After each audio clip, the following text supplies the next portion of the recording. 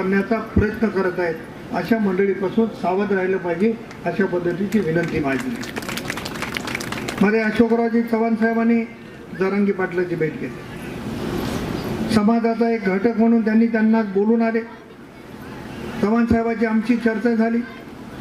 चव्हाण साहेबांच्या सोबत माननीय मुख्यमंत्री, माननीय उपमुख्यमंत्री यांच्याकडे मी पण होतो. चव्हाण साहेबांनी सांगितलं की मी एक समाजाचा प्रतिनिधी म्हणून जरांगे पाटलांची भेट घेतली, त्यांचे हे प्रश्न आहेत. अतिशय तत्परतेनं मुख्यमंत्री आणि उपमुख्यमंत्र्यांनी सांगितलं की हे जे प्रश्न आहेत हे सगळेच्या सगळे प्रश्न आपण मार्गाला लावल्याशिवाय राहणार नाही. अशोकरावजी, तुम्ही तुमच्या मार्फत लोकांना संदेश द्या आणि आपण हे प्रश्न निश्चितपणानं सोडवणार. मला एक विनंती करायची, भांडणं झाले पाहिजे, मतभेद झाले पाहिजे, पण शेवटी एक विचार केला पाहिजे की हे प्रश्न सोडू कोण शकते.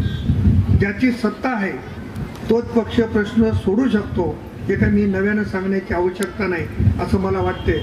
म्हणून मराठा समाजातील बांधवांना मी अतिशय खोलात न जाता प्रामाणिकपणाने सांगणार आहे की आम्ही तुमच्या सोबत आहोत, त्याच्यामध्ये चिंता करण्याची गरज नाही. राज्याचे प्रमुख आदरणीय एकनाथराव शिंदे साहेबांनी छत्रपती शिवाजी महाराजांची शपथ घेऊन सांगितलं, कुठल्याही समाजाच्या आरक्षणाला धक्का न लागता मराठा समाजाला आरक्षण देण्याची भूमिका घेऊ.